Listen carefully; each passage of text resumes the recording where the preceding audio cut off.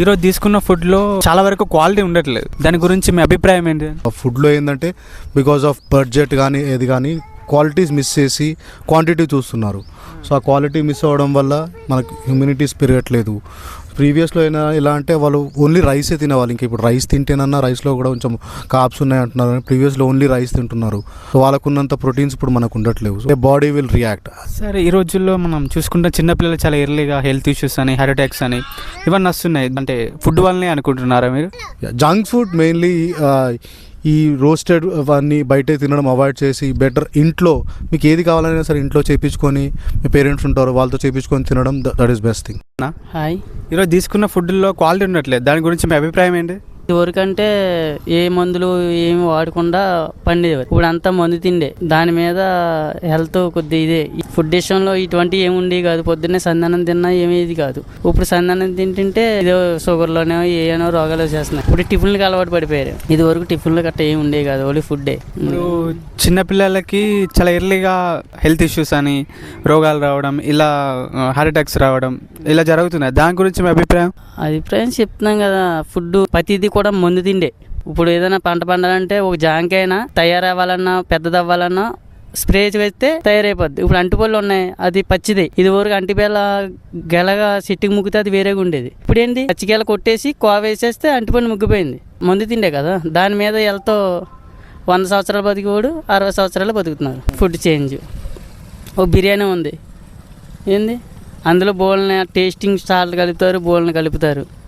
Taste కావాలి, ఫుడ్కి taste కావాలంటే ఏం వేయాలి? దాంట్లో బోల్ని వగేరా వగేరా వేస్తేనే టేస్ట్ వస్తుంది. ఈ రోజుల్లో తీసుకున్న ఫుడ్లో నాణ్యత అనేది తక్కువైతుంది. దాని మీద మీ అభిప్రాయం చెప్పండి. మా అభిప్రాయం ఏంటంటే అప్పుడు మేము చిన్నపిల్లలప్పుడు తీసుకున్న ఫుడ్కు ఈ ఫుడ్కు చాలా తేడా ఉంది. ఈ రెస్టారెంట్లో అసలు తినకూడదు. ఇంకొంతమంది పిల్లలు తింటారు, మనం వద్దన్నా కానీ వాళ్ళు పోయి తినేస్తారు. చిన్న చిన్న జబ్బులు వచ్చుంటాయి. ఆ జబ్బులు కూడా వేస్ట్ ఖర్చులు, డబ్బులు ఖర్చులు. పొద్దున్నే సద్దన్నము, ఆ పెరుగు వేసుకొని మంచి పెరుగు ఉంటుంది. బరిగొడ్ల పెరుగు ఉంటుంది. ఇప్పుడు పాలు కూడా మంచి కాదు. అన్ని విధాలుగా నష్టమే. ఇప్పుడు దాన్ని బట్టి కొన్ని రోజులు మనం మంచి ఫుడ్ తీసుకోవాలా వీలైనంత వరకు. మనం ఇప్పుడు ఈ సర్క్యులేషన్లో మనం చెప్తే ఎందుకు పిల్లలు.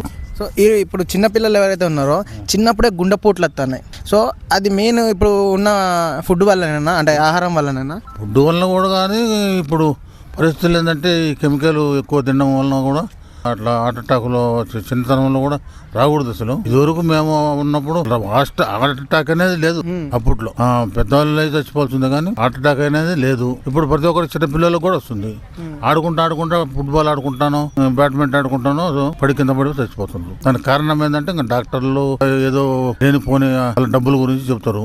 ఆలోచించి మన జాగ్రత్తలో మనం ఉండి మన ఫుడ్ మనం తీసుకొని జాగ్రత్తగా ఉండాలి. ఈరోజు తీసుకున్న ఫుడ్లో క్వాలిటీ ఉండట్లేదు. దాని గురించి మీ అభిప్రాయం ఏంటి? ఇప్పటి కాలంలో ఫుడ్స్ ఏంటంటే మొత్తం ఆర్గానిక్ పద్ధతిలో కాకుండా పెస్టిసైడ్స్ అవి ఫర్టిలైజర్స్ అవి యూజ్ చేసి జల్దీ ఇస్తున్నారు. దానివల్ల ఏంటంటే క్రాప్ జల్దీ వస్తుంది, కాకపోతే దాంట్లో ఉన్న పోషకాలన్నీ తగ్గిపోతున్నాయి. ఆర్గానిక్ పద్ధతిలో వాడాలి అని చెప్తున్నాను. ఇప్పుడు మనం తీసుకుంటున్నాం ఆయిల్. పాతకాలంలో ఆయిల్ చాలా క్వాలిటీ ఉండేది. ఈ కాలంలో ఆయిల్ లేదు, క్వాలిటీ లేదు. దాని గురించి మీ అభిప్రాయం ఏంటి? అప్పటి కాలంలో ఏంటంటే ఆయిల్ కోల్డ్ ప్రెస్ ద్వారా ఇది ఎద్దులు అవి కట్టేసి కోల్డ్ ప్రెస్ చేస్తుండే. ఇప్పుడు ఏంటంటే అన్ని మిషనరీస్ అవి ఇవి వాడుతున్నారు.